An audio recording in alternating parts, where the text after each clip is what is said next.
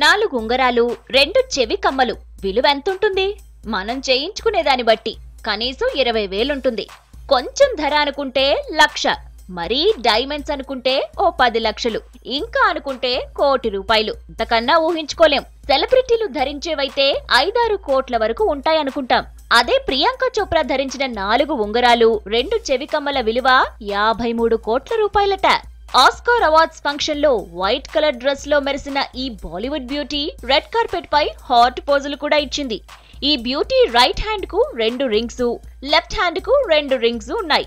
చెవులకు ధరించిన కమ్మలు మొత్తం డైమండ్స్ తో తయారు చేయించినవట.